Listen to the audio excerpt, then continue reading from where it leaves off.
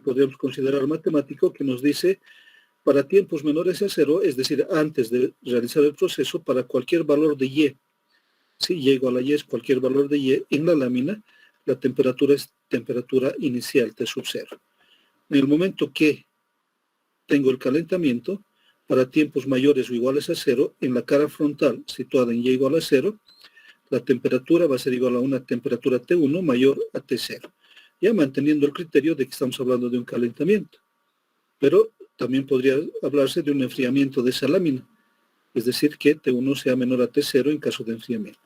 Vamos a estudiar específicamente el calentamiento.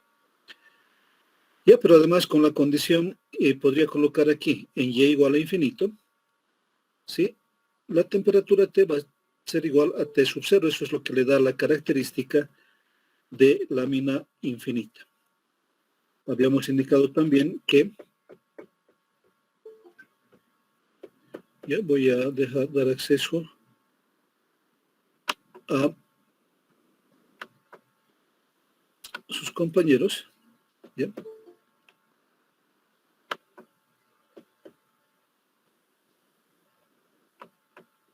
Y habíamos indicado que en todos los modelos que voy a construir relacionados con este capítulo, que se refiere a distribuciones de temperatura con más de una variable independiente, es decir, pueden ser 2 o 3 dimensiones en régimen estacionario, o pueden ser una dimensión, 2 dimensiones o 3 dimensiones en régimen transitorio.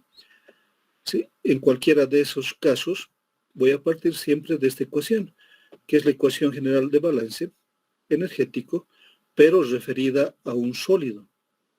Es decir, vamos a hablar exclusivamente de la conductividad.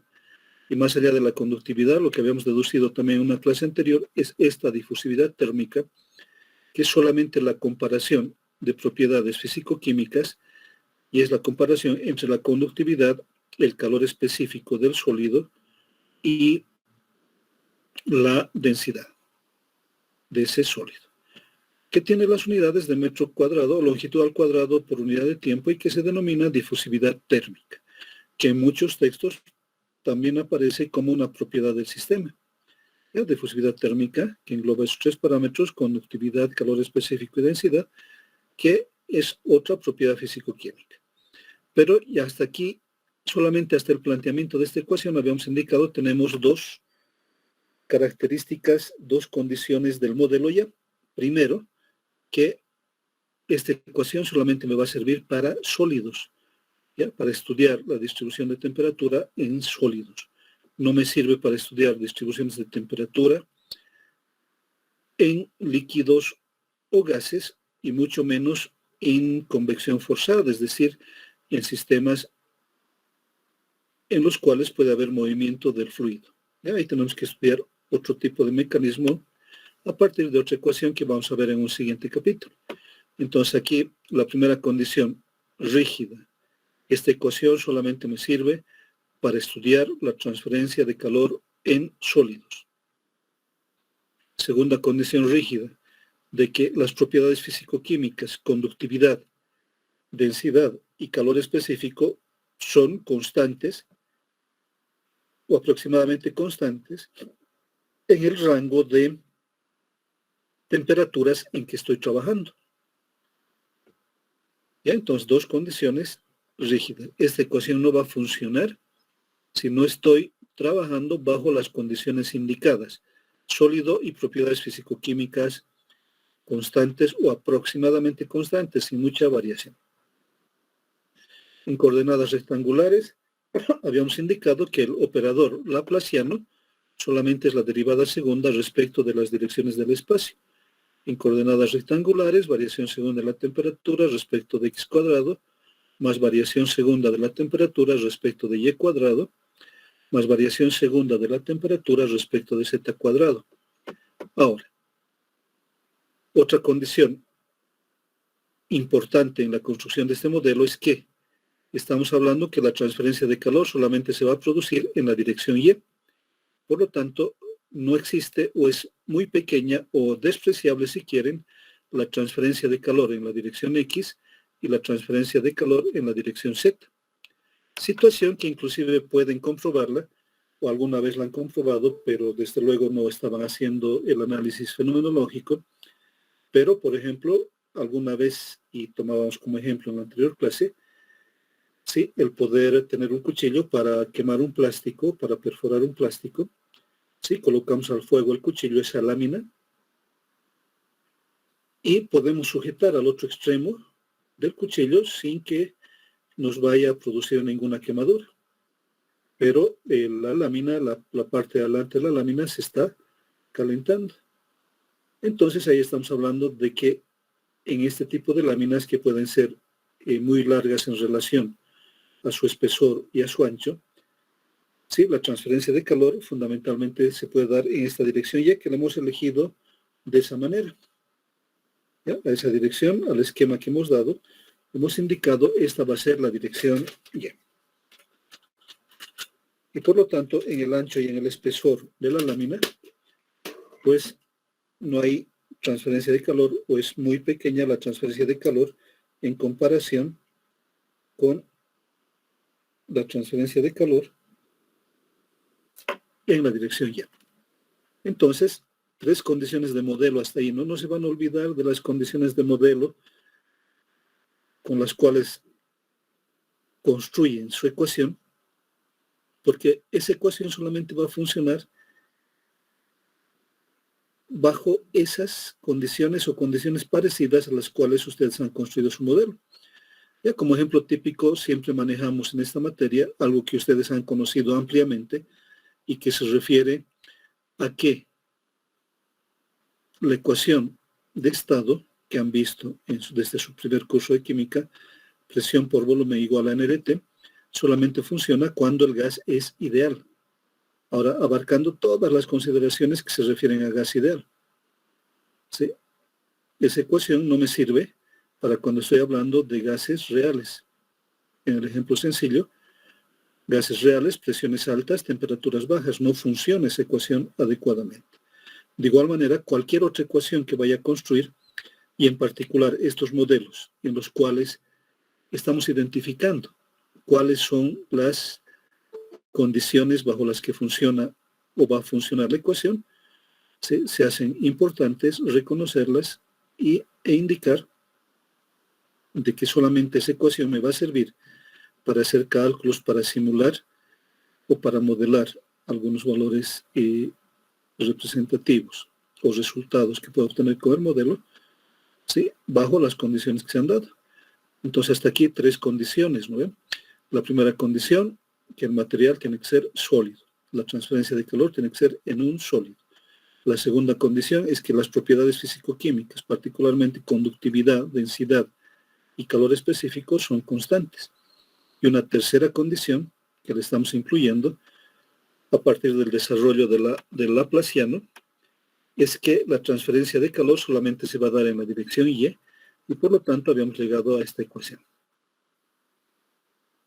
Esta ecuación está planteada para esas 3 ecuaciones. Ahora, dentro de lo que son las ecuaciones diferenciales parciales, también habíamos indicado de que para poder resolver o para poder obtener la solución particular de una ecuación diferencial, sea esta parcial o total, necesito identificar las condiciones límite.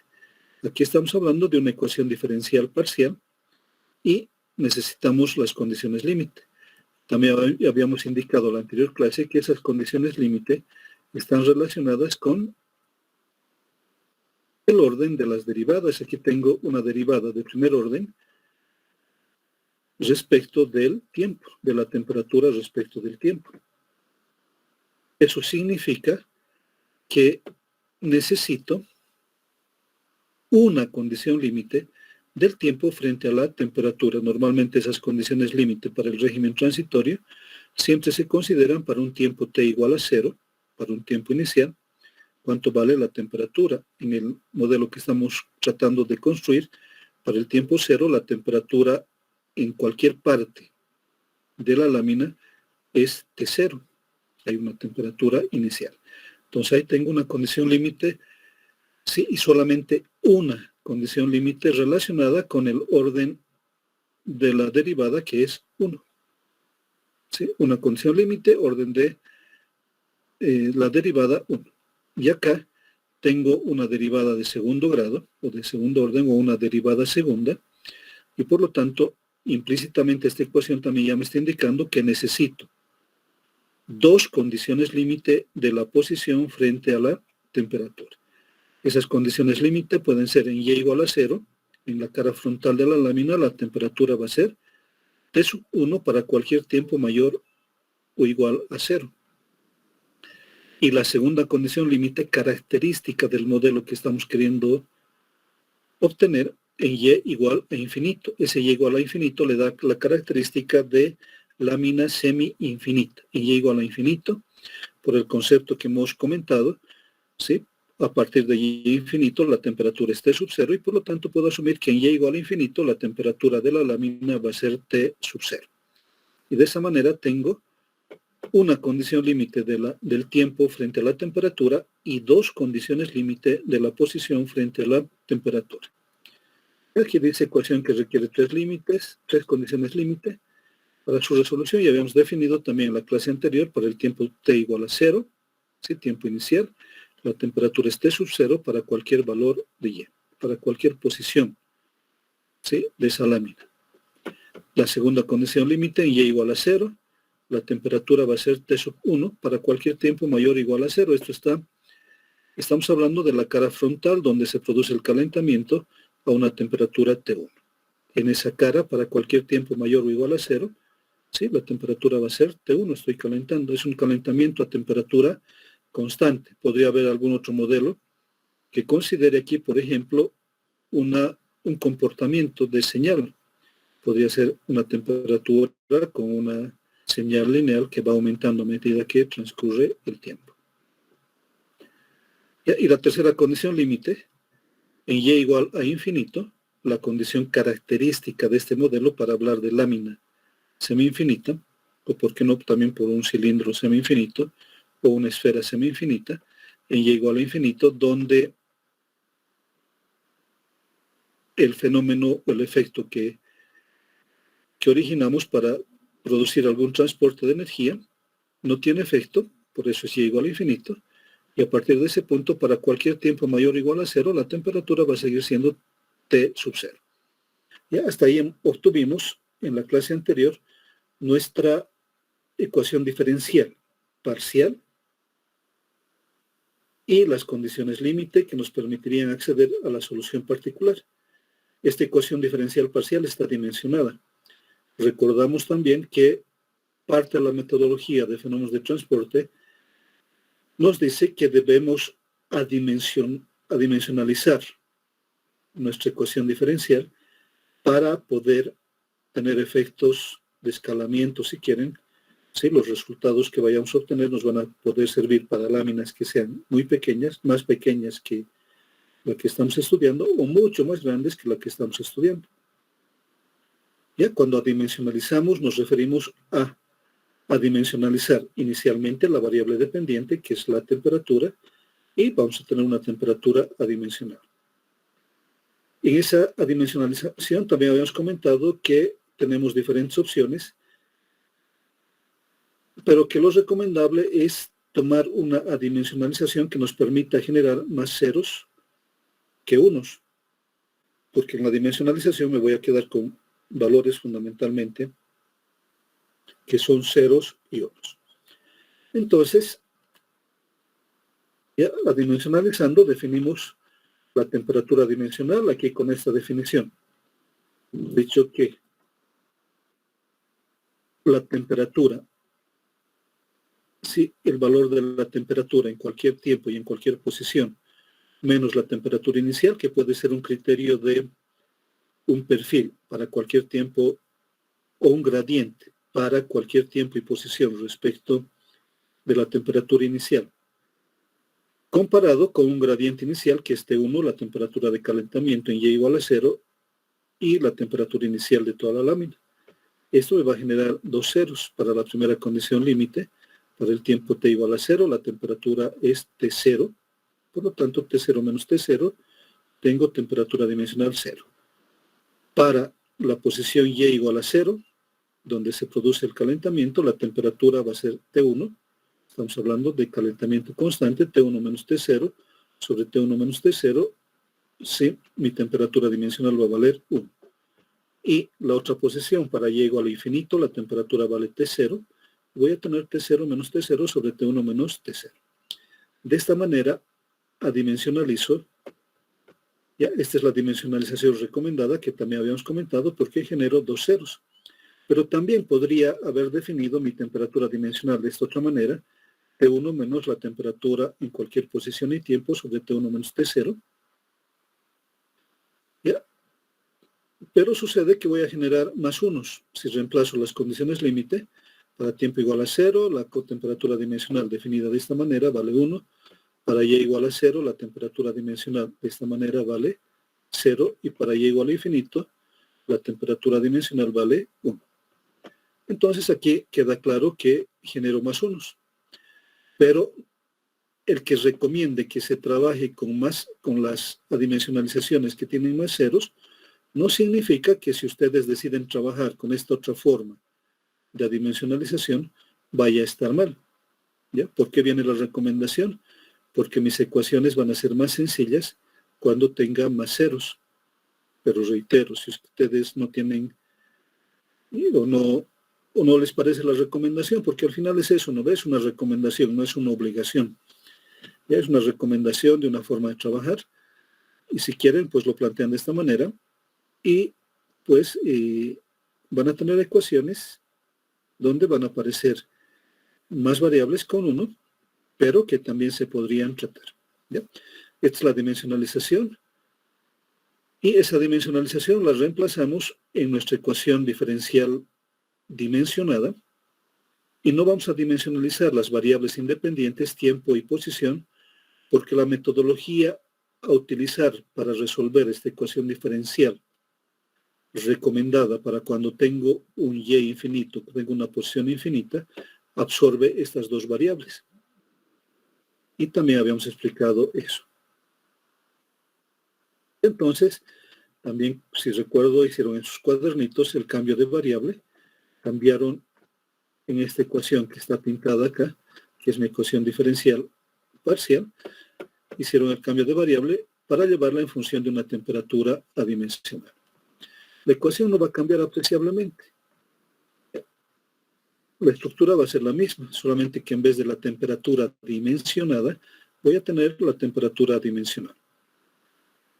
Y la estructura de la ecuación no ha cambiado, solamente que ahora tengo una ecuación en función de una temperatura dimensional que me serviría para poder trabajar con gradientes de temperatura que sean más grandes o más pequeños que el del gradiente de temperaturas con el que estoy construyendo el modelo. Y aquí aparece la temperatura dimensional. Ya, ¿cuáles tienen que ser sus condiciones límite? Aquí necesito una condición límite del tiempo frente a la temperatura dimensional y dos condiciones límite frente a la temperatura adimensional.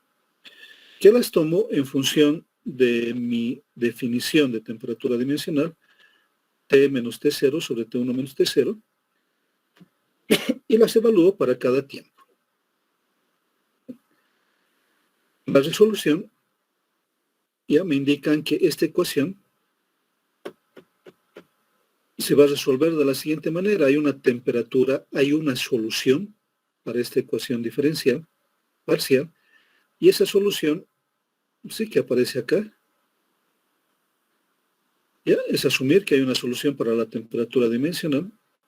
¿Ya? Esta temperatura es una temperatura de una variable μ. ¿Ya? Es parte de la metodología de la resolución de esta ecuación diferencial. Recordando también, antes de continuar, que se les había indicado que la metodología de resolución de cualquier ecuación diferencial parcial consiste en buscar un camino, desarrollar una metodología que me permita convertir esta ecuación diferencial parcial en una o más ecuaciones diferenciales totales. Cuando he logrado esa conversión de la ecuación diferencial parcial a ecuaciones diferenciales totales, ya me he colocado en una situación tal que esas ecuaciones diferenciales totales ya han tenido todo un curso, ¿no ve?, para poder resolver o aprender a resolver esas ecuaciones diferenciales totales. Entonces, aquí vamos a buscar, o para poder convertir esta ecuación en una ecuación diferencial total, esta ecuación diferencial parcial, en una ecuación diferencial parcial, esta ecuación diferencial parcial en una ecuación diferencial total o en una ecuación diferencial ordinaria, ¿sí? Total o ordinaria representa lo mismo, ¿sí? Voy a asumir que hay una solución, que hay una temperatura, hay una solución que es función de esta variable μ. ¿Ya? Donde esa variable μ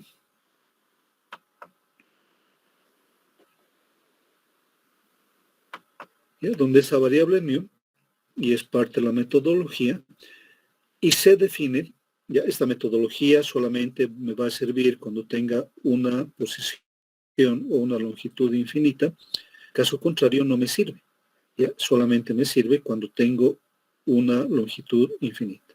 Puede ser x infinito, o y infinito, o z infinito, en el caso que estamos trabajando, es y infinito. Y esa variable μ se la define de esta manera, es una recomendación matemática para este tipo de ecuaciones. ¿Ya? Y el 4 aparece como una recomendación fenomenológica. ¿Ya? Esta variable μ, que viene a ser una longitud adimensional, y que solamente la puedo utilizar cuando tengo y infinito, ¿ya? Va a ser y sobre la raíz cuadrada de 4 alfa t. Si ustedes hacen el análisis dimensional de esta variable μ, van a ver que es una longitud adimensional. ¿Sí? Y aplicando la regla de la cadena para poder trabajar con esta ecuación, vamos a tener, por ejemplo, la variación de la temperatura dimensional respecto de esa variable μ por la variación de μ respecto del tiempo. ¿Ya? Y la variación de μ respecto del tiempo la puedo derivar a partir de su definición. Y aquí también aplicando directamente regla de la cadena, variación segunda de la temperatura respecto de μ cuadrado por la variación de μ cuadrado respecto de y al cuadrado. También les había recomendado que cuidado vayan a confundirse, esta definición de segunda derivada es variación segunda de la variable dependiente respecto de la variación de la variable independiente elevado al cuadrado. ¿Ya? ¿Por qué viene la recomendación? Porque en cursos anteriores varios estudiantes pensaron que era variación segunda de la temperatura respecto de la variación segunda de la posición. Y eso ya estaría incorrecto. Esta es la definición de la derivada segunda. ¿Ya? Entonces ahí tenemos la metodología, aplicamos la regla de la cadena, que ya lo vieron en la anterior clase, obtenemos los valores de la variación de la temperatura respecto de μ y la variación segunda de la temperatura respecto de μ cuadrado. Como verán, los valores obtenidos, tengo ya solamente una variable independiente, μ, y una variable dependiente, temperatura dimensional, en ambos casos, en ambos desarrollos de la regla de la cadena. Y por lo tanto, en mi ecuación ya puedo escribirla como derivada total. Aquí inicialmente se ha reemplazado la variación de la temperatura respecto del tiempo al lado izquierdo del régimen transitorio, y era el valor que habíamos obtenido, y al lado derecho alfa por la variación segunda de la temperatura dimensional respecto de μ cuadrado, y también habíamos colocado el valor que se obtiene. Ya solamente hay la dependencia de la temperatura dimensional solamente de la variable independiente μ, entonces ya estoy hablando de una derivada total. Esta ecuación, esta derivada total, ecuación diferencial segundo grado, ya la puedo resolver, ¿ya? Por alguna metodología relacionada con segundo grado. Más adelante en otros modelos vamos a ver otras formas de convertir la ecuación diferencial parcial en ecuación diferencial ordinaria, pero aquí ya hemos visto una metodología, ¿sí?, cuando un y es infinito.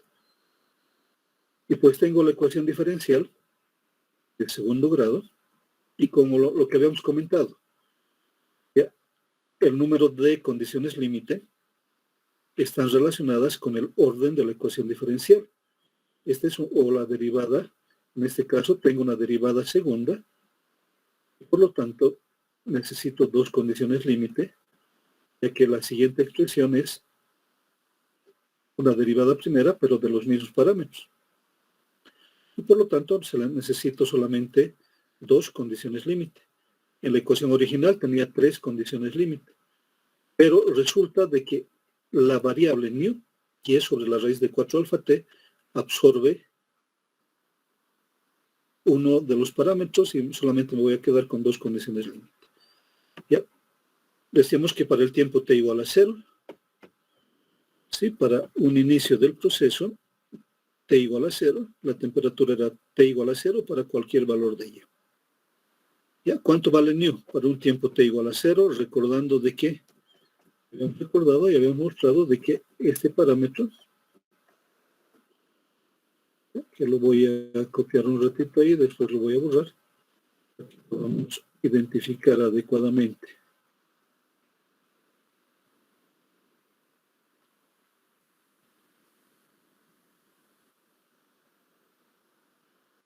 Los valores de las condiciones límite, especialmente relacionadas con el nu.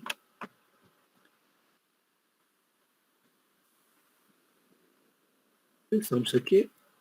Ya lo voy a copiar un ratito aquí abajo.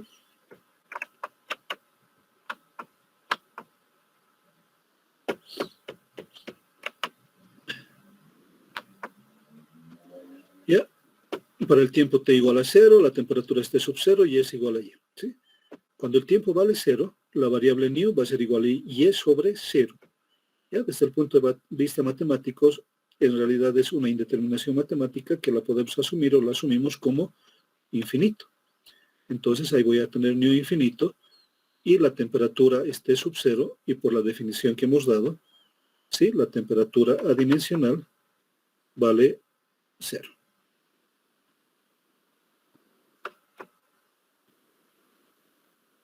Sí, la temperatura dimensional vale 0. Entonces ya tengo una condición límite para esa ecuación diferencial ordinaria.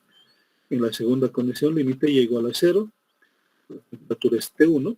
En la cara frontal, la T1 es la temperatura de calentamiento para cualquier tiempo mayor o igual a 0. De la definición de la variable de la solución que estoy asumiendo, cuando y vale 0, ¿sí? De aquí de esta ecuación, nu va a ser igual a 0 sobre la raíz de 4 alfa t, por lo tanto nu vale 0. Y la temperatura dimensional, que es T1, va a ser T1 menos T0 sobre T1 menos T0, por lo tanto esta temperatura dimensional vale la unidad, que también ya habíamos definido más arriba. Y la otra condición límite en y igual a infinito, la temperatura es T0 para cualquier tiempo mayor o igual a 0. Entonces, reemplazando en esta mi variable, que es la variable de la solución indicada o tomada para resolver la ecuación diferencial, ¿sí? Para y infinito, nu vale infinito. Y como la temperatura es T sub 0, la temperatura dimensional también vale 0. Entonces, es de ahí de donde vienen estos valores, pero además podemos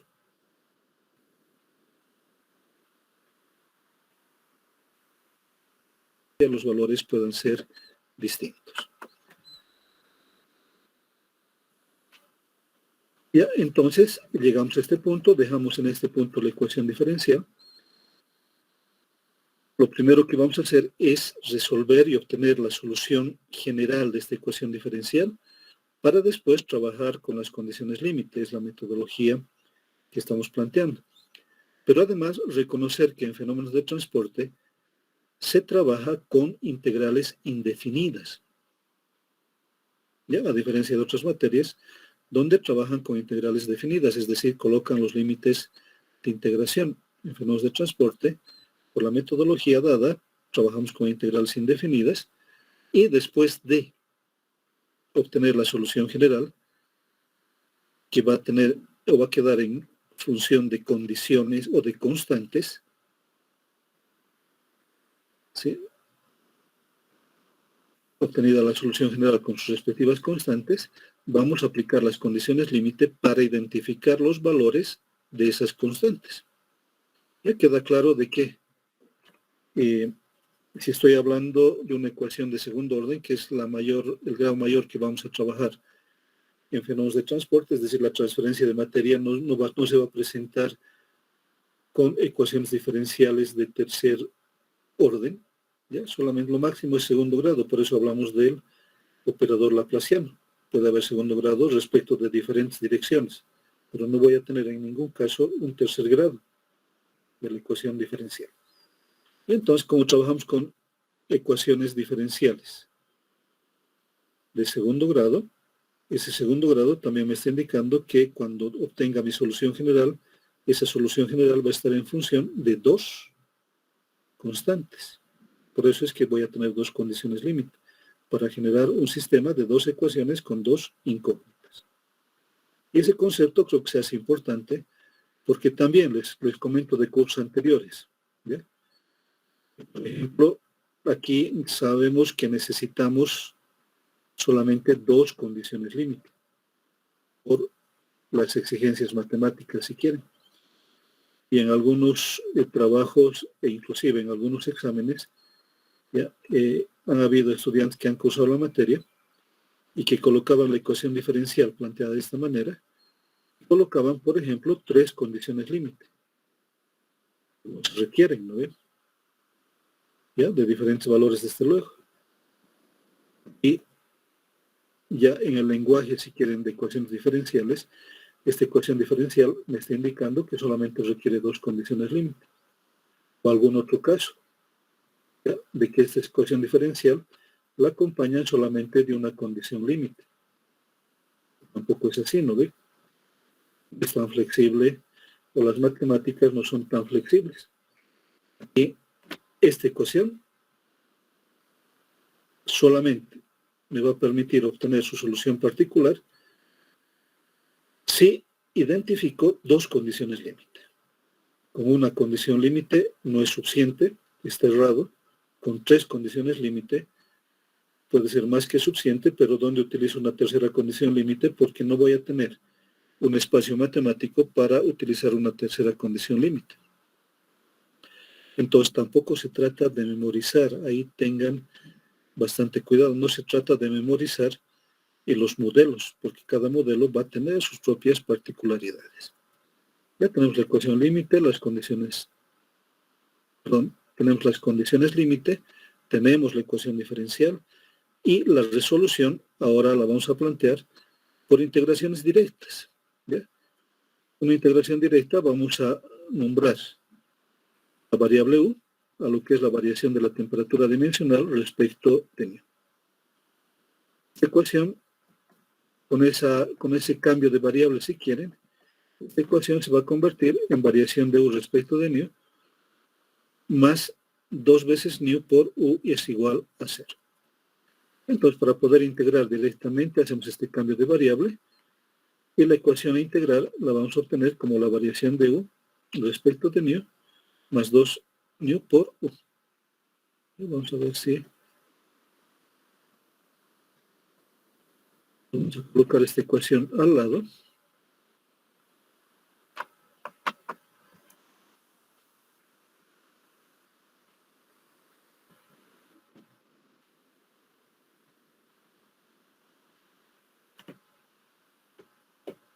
Ya lo vamos a colocar acá.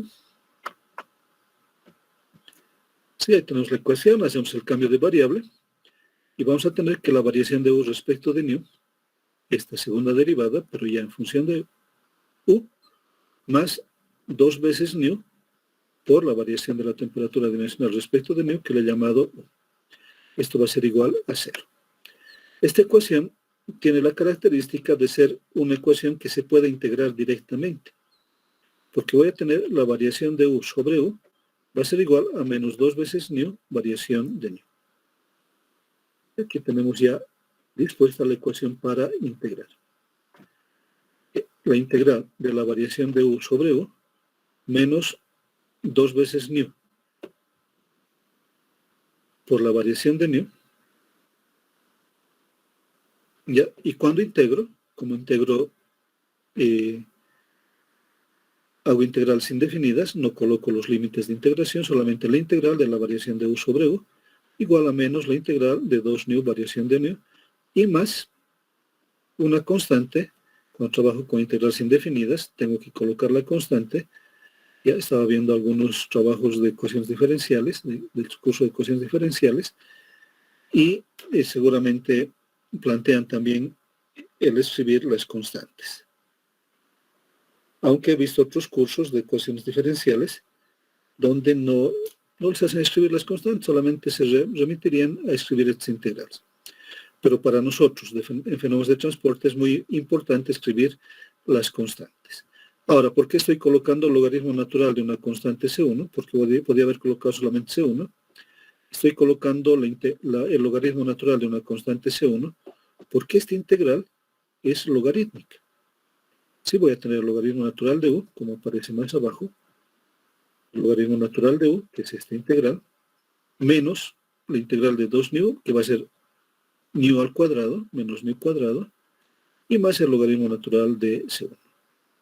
Cuando saco antilogaritmos de esta ecuación, u va a ser igual, ¿ya?, a C1, saco el antilogaritmo, por e a la menos nu cuadrado. Y entonces, sacando los antilogaritmos, la variable u va a ser igual a C1 por e a la menos nu cuadrado. ¿Se ha entendido hasta ahí?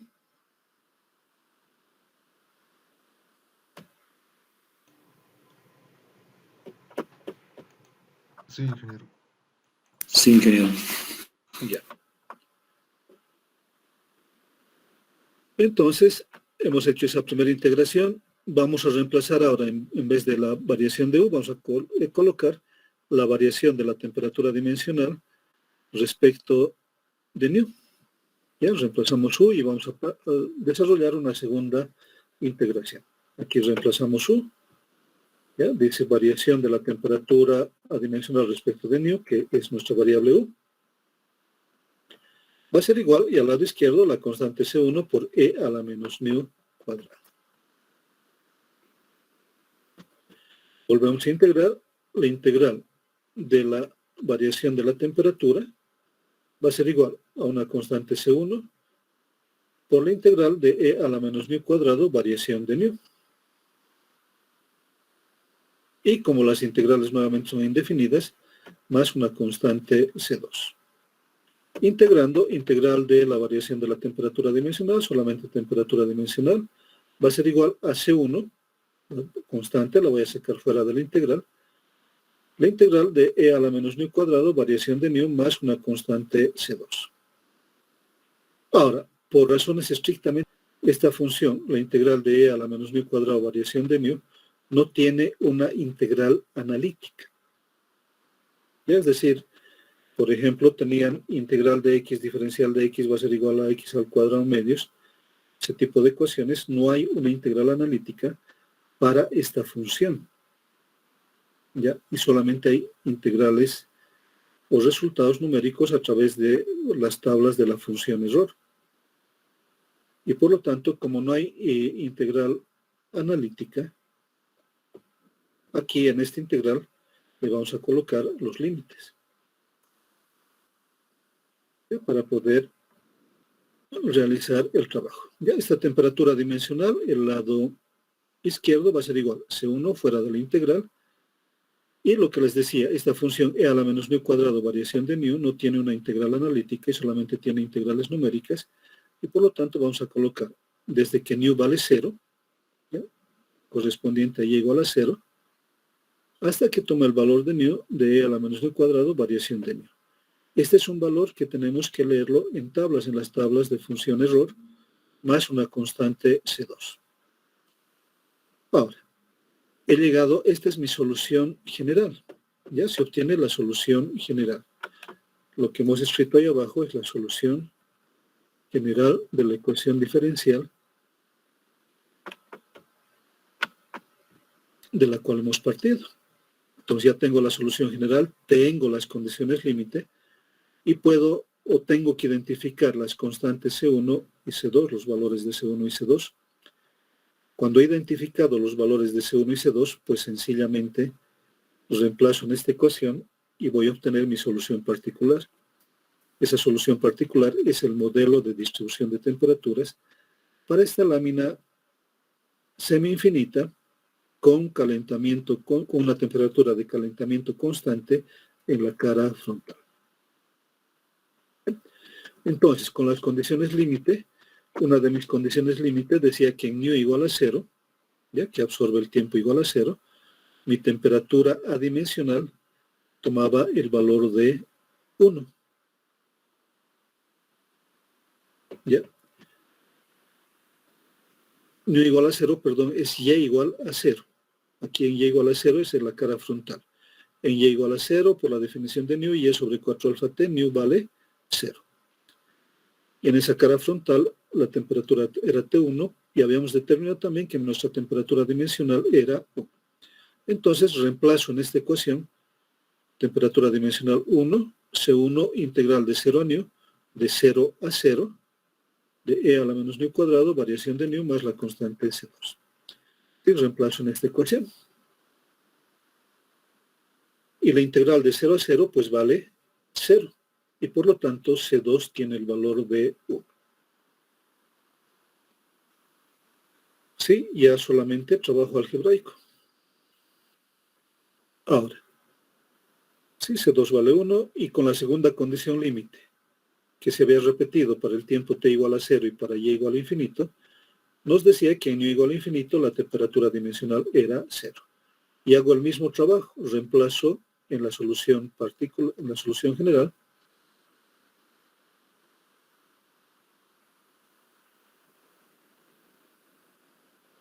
En la solución general, 0 va a ser igual a un C1 por la integral de 0 a nu era, aquí voy a tener la integral de 0 a infinito de E a la menos nu cuadrado, variación de nu, más la constante C2.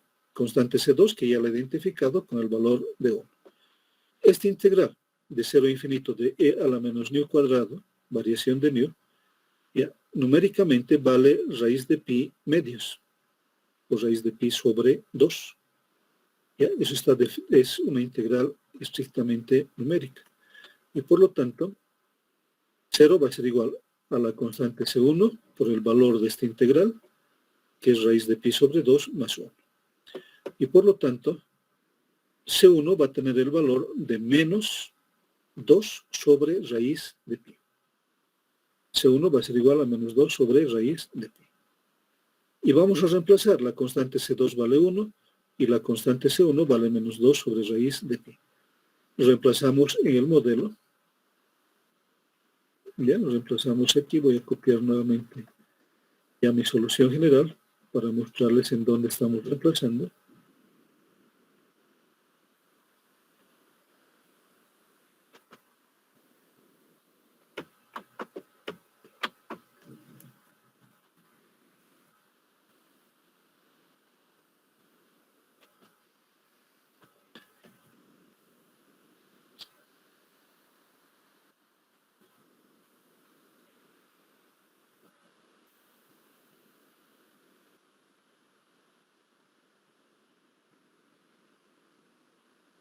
Ya vamos a reemplazar acá.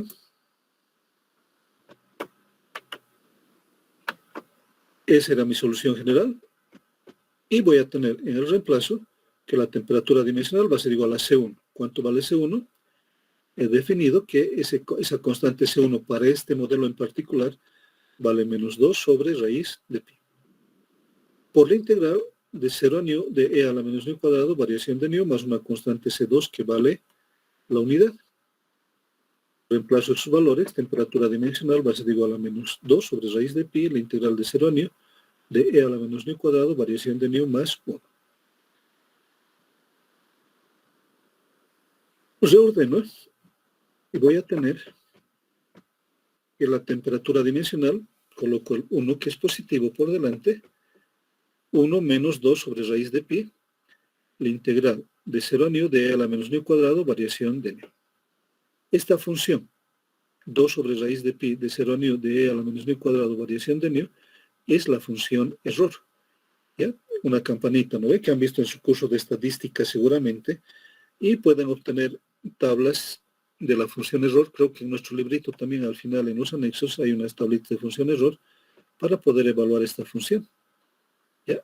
Este segundo término del lado derecho no es otra cosa que la función error. Función error que es característica de los sistemas que tienen una longitud infinita. Ya también comentarles, por eso les decía, no sería conveniente de que se aprendan de memoria, porque también en semestres anteriores en la materia, y además también les comentaba en un libro de ingeniería de alimentos que se encuentra en la biblioteca de la carrera, ya se comete el error, porque este ERF, cuando me aparece ERF en el modelo, cuando me aparece la función error en el modelo, significa que hay una longitud infinita, ya que tengo una posición infinita, o algún parámetro infinito. ¿Ya? Y si no tengo una posición infinita, una longitud infinita en el modelo, imposible que me aparezca esta función. ¿Ya? Si me aprendí de memoria algún sistema y lo aplico directamente y llego a este resultado y no tengo una longitud infinita, mis resultados, mi modelo directamente no me sirve, porque no está cumpliendo la condición de que hay una longitud infinita. Entonces, este ERF aparece en longitudes infinitas, y este sería el modelo, que la temperatura dimensional va a ser 1 menos la función error de nu. O también, cuando hablamos de la función error, podemos trabajar de 0 a 100, es decir, al 100%, ¿sí? Del error. ¿No vean? Han debido ver en algún curso o en algún trabajo que se trabaja con 95% de error, o con 95 o 5% de error, por ejemplo. Inclusive en algunos resultados de la investigación. Y eso viene de las tablitas de la función error. Y cuando va de 0 a 100, esta función error está expresada en porcentaje, pero por lo que hemos definido aquí con este 1, nuestra constante 2, esta función error va definida en tanto por 1. Y cuando hablo del tanto por 1, este 1 menos la función error no es otra cosa que el complemento de la función error. Si mi función error era 5%, su complemento va a ser 95% en porcentaje. O si mi función error era de 0.05, el complemento de la función error va a ser igual a 0.95 en tanto por 1. Y aquí tenemos ya la expresión del complemento de esa función error.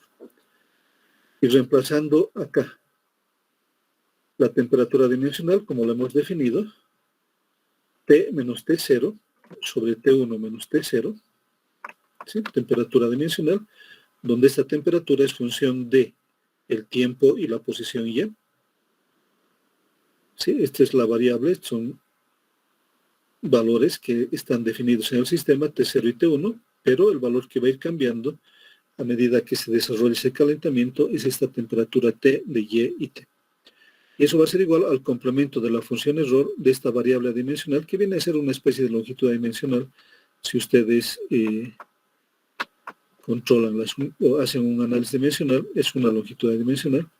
El complemento de la función error de esta longitud dimensional, que está definida como Y sobre la raíz de 4 alfa T. Y ese es el modelo de distribución de temperaturas para este sistema. Preguntas.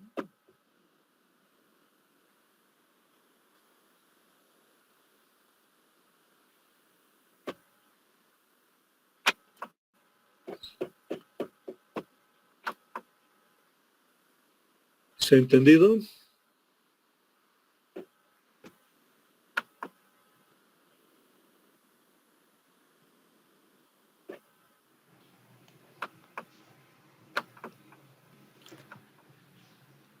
Ya, al no haber respuesta, estoy asumiendo que se ha comprendido la metodología y el modelo que hemos construido.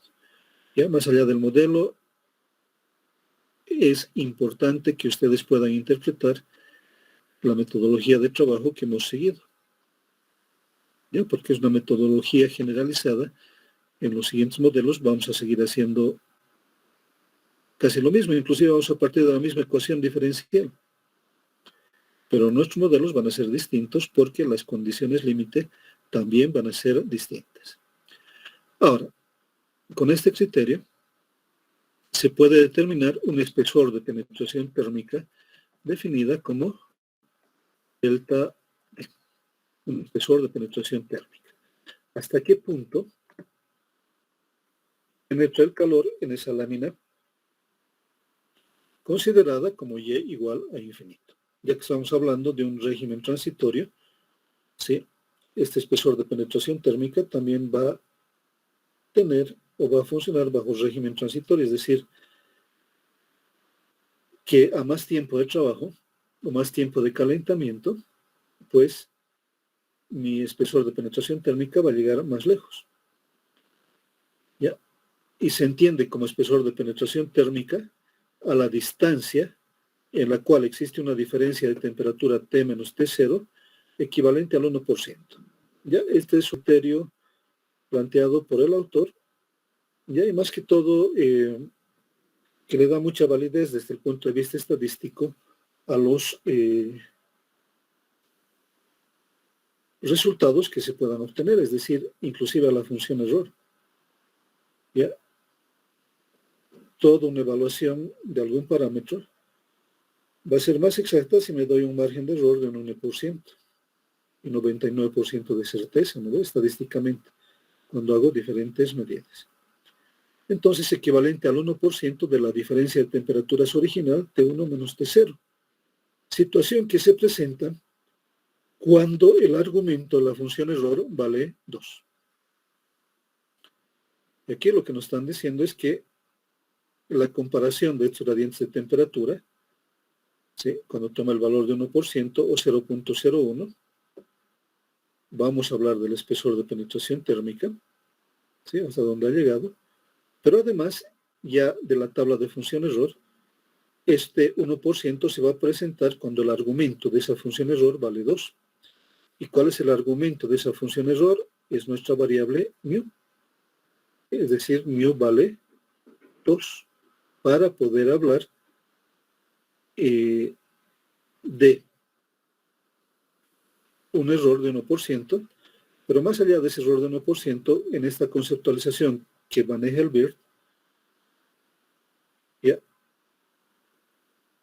El espesor de penetración térmica se va a considerar cuando nu valga 2. Es decir, y sobre 4 alfa t vale, o y sobre la raíz de 4 alfa t vale 2, o delta de sub t sobre la raíz de 4 alfa t vale 2. Delta de temperatura es el espesor de penetración térmica sobre 4 alfa t vale 2. Espesor de penetración térmica va a ser 4 por la raíz de alfa t. Queda claro que este va a ser 2 por el positivo de, o el 2 que sale de este valor de 4, que está al interior, la raíz cuadrada, ¿sí? 2 por 2, 4 por la raíz de alfa t. Este es el valor de penetración térmica, ¿sí? Que nos muestra que ese espesor de penetración térmica va cambiando a medida que transcurre el tiempo. Es decir, también tiene un comportamiento transitorio y podría evaluarla a partir de esta ecuación. Por ejemplo, si me dirían que penetración térmica alcanza a un tiempo de 15 minutos, por ejemplo, podría evaluar con esta ecuación. ¿Por qué este comentario? Porque los modelos que vamos a construir no solamente se deben a que vayamos a construir modelos, sino estos modelos nos tienen que servir para hacer cálculos, nos tienen que servir para hacer simulación, ¿ya? Nos pueden servir para diseñar, y por lo tanto, estos modelos no solamente son fórmulas, si quieren, entre comillas, fórmulas para satisfacer algún requisito académico, como es tener fenómenos de transporte en nuestra currícula, sino que son ecuaciones que tienen su utilidad, su aplicación. Ya en el libro van a encontrar algunos ejemplos numéricos relativamente sencillos, pero que también seguramente tienen la intención de mostrar de que las ecuaciones que vamos a obtener no solamente son ecuaciones algebraicas en función de una nomenclatura, sino que nos sirven para hacer cálculos. Entonces puedo evaluar para un material dado. ¿Ya? Y el espesor de penetración térmica. Aquí recuerdo alguna vez planteamos hacer un cálculo para esas maquinitas que hacen sellado de plásticos, ¿no?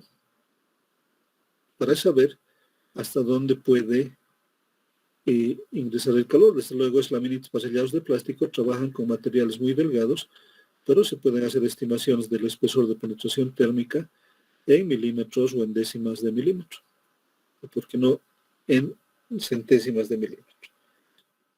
¿Qué cantidad de calor estoy transfiriendo en este modelo? Esa cantidad de calor por unidad de área, expresada como densidad de flujo de calor, ¿sí?, en Y igual a 0, tengo que evaluarla en la ecuación de Fourier. Y la ecuación de Fourier me decían que la densidad de flujo de calor era igual a menos la conductividad por el laplaciano de la temperatura. ¿Ya? Esta densidad de flujo de calor era igual a menos la conductividad por el laplaciano de la, por el nabla de la temperatura, ecuación que teníamos escrita la anterior clase. ¿Ya? ¿Por qué les reitero esto? Porque hemos aprendido de esta manera en el anterior curso, pero la ecuación completa que la manejamos a partir de ahora, que la voy a copiar y la voy a poner encima.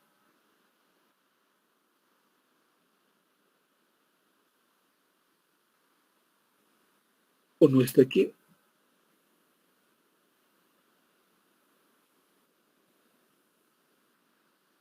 Aquí está. Esta es la densidad de flujo de calor.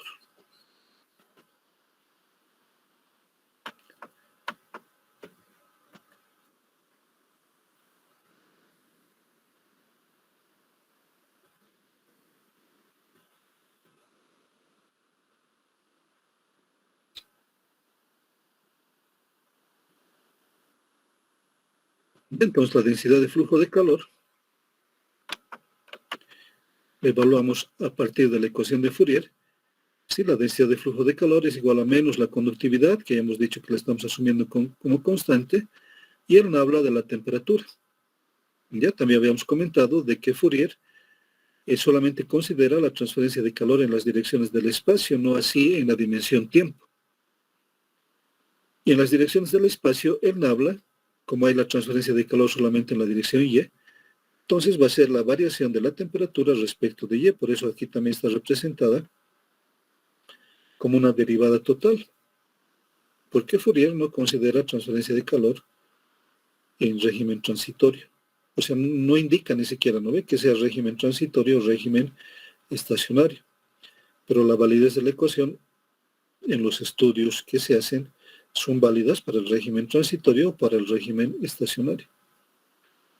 Y como la transferencia de calor solamente se da en la dirección Y,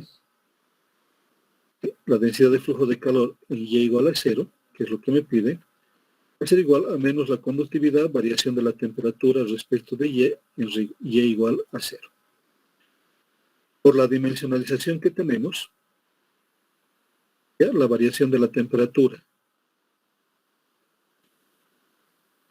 Si el numerador de la derivada, por la dimensionalización de temperatura T menos 0, la variación de la temperatura va a ser T1 menos T0 por la variación de la temperatura adimensional. Ya vamos a reemplazar eso. Pero además, sabemos que μ es Y sobre igual a Y sobre la raíz de 4 alfa T. De aquí la variación de Y va a ser raíz de 4 alfa T variación de μ. ¿Ya? La variable dimensionada Y la variable dimensional μ. De igual manera aquí, la variable dimensionada temperatura y la variable adimensionalizada temperatura adimensional. Entonces ya tengo para la ecuación de Fourier, en la consideración que la transferencia de calor solamente se está dando en la dirección Y, ya tengo para el numerador la variación de la temperatura respecto de Y. Vamos a reemplazar estos dos términos en esa ecuación y vamos a tener que la densidad de flujo de calor en Y igual a 0 va a ser igual a menos la conductividad por la variación de la temperatura, que va a ser T1 menos T0, variación de la temperatura adimensional. por la variación de y, que va a ser la raíz de 4 alfa t, la variación de nu. Como estaba evaluado en y igual a 0, ese nu también va a ser evaluado en 0, es decir, porque y es igual a 0, y porque cuando y vale 0, nu vale 0, entonces voy a colocar que la evaluación de esta derivada va a ser en nu igual a 0. Ahora, reconociendo que mi perfil de temperaturas en términos adimensionales es temperatura igual a 1 menos 2 sobre raíz de pi, integral de 0 a nu de la menos nu cuadrado variación de nu, la variación de la temperatura respecto de nu, ¿ya? De esa derivada, ¿sí? La variación de la temperatura respecto de nu va a ser igual, la derivada de 1, 0, va a ser menos 2 sobre raíz de pi, la variación de este término respecto de nu solamente va a ser e a la menos nu cuadrado. ¿Ya? Y C1 queda identificado que es menos 2 sobre raíz de pi. Vamos acá. La densidad de flujo de calor en Y igual a 0 va a ser igual a menos K por T1 menos T0 por la variación de nu, que es C1 por E a la menos nu cuadrado, menos 2 sobre raíz de pi, que es la constante C1 por E a la menos nu cuadrado, sobre 4 alfa T. ¿Ya? Esto evaluado en n igual a 0, aquí voy a tener E elevado a la 0, que es 1. Por lo tanto, este menos con este menos voy a tener un signo positivo. K por la densidad de flujo de calor en Y igual a 0, en la cara donde estoy produciendo el calentamiento, va a ser K por T1 menos T0 o 2K por T1 menos T0 sobre 2, con este 2 lo voy a simplificar, sobre raíz de pi alfa T. Entonces voy a tener K sobre T1 menos T0 sobre la raíz de pi alfa T. Esa densidad de flujo de calor en la cara frontal va a ser K T1 menos T0 sobre la raíz de pi alfa T, que me está mostrando ya implícitamente que a medida que va transcurriendo el tiempo, esa densidad de flujo de calor cada vez se va haciendo menor. Sí, porque hay una proporcionalidad inversa, ¿no? Mientras más tiempo tenga, esa densidad de flujo de calor se va a ir haciendo más pequeña en la cara frontal. ¿Por qué? Porque si fueran láminas, en la lámina situada en Y igual a 0, tengo una temperatura T1. En la siguiente lámina se va a empezar a calentar y cada vez va a tener una temperatura mayor y por lo tanto, al ir aumentando la temperatura, los gradientes se van haciendo más pequeños y la cantidad de calor que se transfiere también va a ser más pequeña. Esta es la densidad de flujo de calor en la cara situada en Y igual a 0. De igual manera, podría evaluar la densidad de flujo de calor en cualquier otro punto. Podría decir, evaluar la densidad de flujo de calor que se tiene a 10 o 15 centímetros de la cara frontal. Entonces, en resumen, hasta aquí hemos construido el modelo, donde tengo una longitud infinita. Hemos obtenido un parámetro, el espesor de penetración térmica, que puede ser de mucha importancia para poder determinar hasta qué punto se pueden alcanzar determinadas temperaturas, inclusive para poder controlar de que algunos puntos o algún punto en particular del sistema no sobrepase una temperatura que vayamos a tener. Y finalmente la densidad de flujo de calor, planteada estrictamente desde la definición de lo que es Fourier. Preguntas. Ahí hemos construido nuestro primer modelo.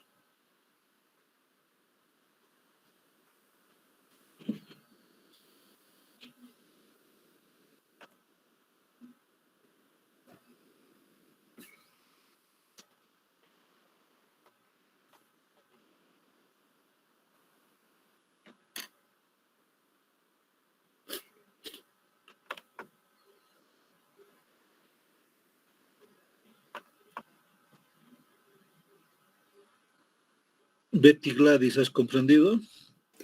Sí, ingeniero. César Guarachi.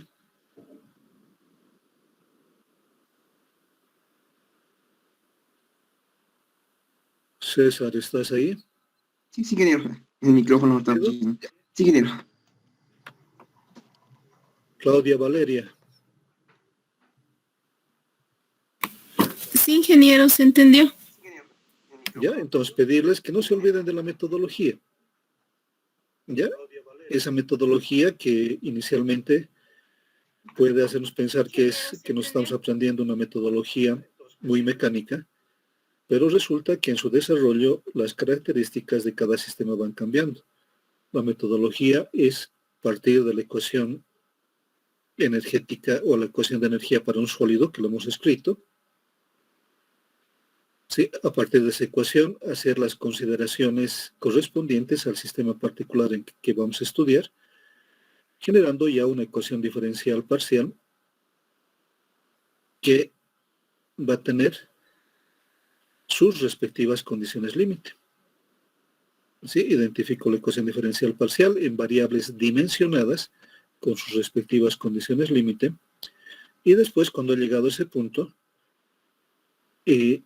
adimensionalizo inicialmente la variable dependiente, y si fuera como el modelo que hemos construido, tengo una longitud infinita, no adimensionalizo mis variables independientes porque las voy a dimensionalizar en el método de resolución de la ecuación diferencial parcial. ¿Ya? Pero si no tengo una longitud infinita, también voy a poder adimensionalizar mis variables independientes, ¿ya? Que es un modelo que vamos a ver en el siguiente subtítulo. Ya cuando he adimensionalizado mi ecuación diferencial, he obtenido mis condiciones límite de las variables adimensionalizadas, estoy en un punto en que tengo que resolver la ecuación diferencial parcial en términos de variables adimensionalizadas, y en la resolución de la ecuación diferencial parcial tengo que buscar una metodología que me permita convertir la ecuación diferencial parcial en una o más ecuaciones diferenciales totales. Sí, logrado ese punto, pues cuando ya estoy con las ecuaciones diferenciales totales, resuelvo, obtengo la solución general o las soluciones generales de esas ecuaciones diferenciales totales u ordinarias, para finalmente identificar las constantes que me generan esas soluciones. Identificadas las constantes y reemplazadas en la solución general, obtengo la solución particular. Esa solución particular es mi modelo a trabajar.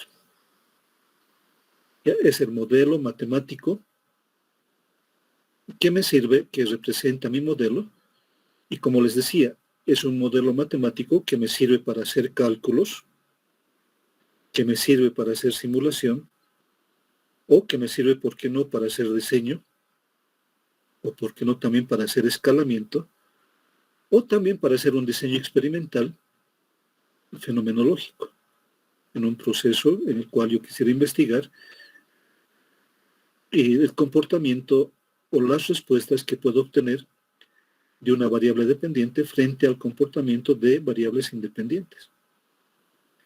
Y como podrán ver en este modelo, cuando hablamos de las variables independientes, resulta que las dos variables independientes las he colocado solamente en una variable independiente de la ecuación adimensionalizada. Eso me permite englobar, en vez de trabajar con un valor de posición y un valor de tiempo, me permite trabajar con valores que engloben posición y tiempo simultáneamente. Entonces hay muchas ventajas. Ya también indicarles de que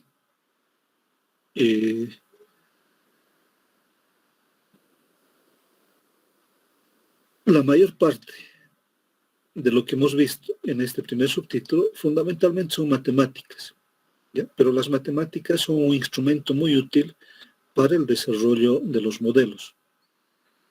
¿Ya? ¿Por qué les hago este comentario? Y ojalá les llega a gustar esta parte, inclusive, ¿por qué no?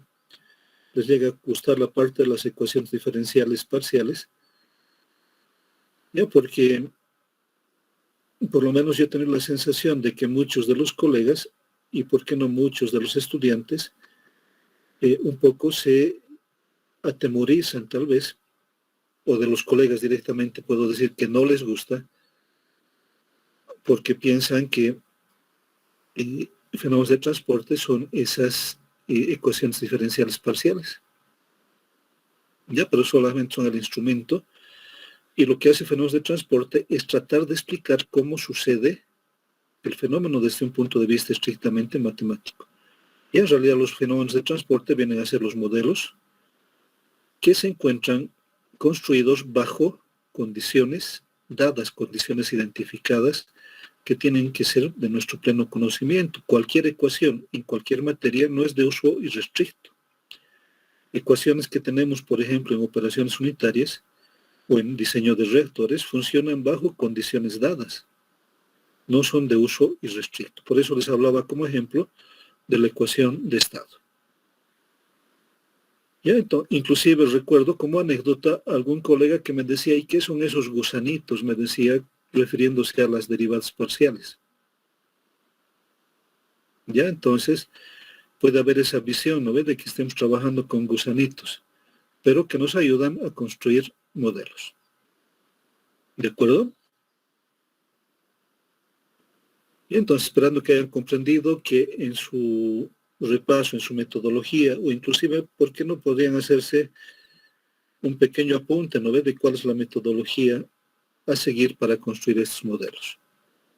Que hemos tratado de tomarnos un tiempo razonable para que en lo posible quede lo más claro para ustedes, que muchas veces tal vez no se pueda lograr, pero ojalá a varios de ustedes les pueda quedar esta idea, porque también resulta que en los proyectos de grado de la carrera hay muy pocos proyectos de grado relacionados con lo que son los fenómenos de transporte.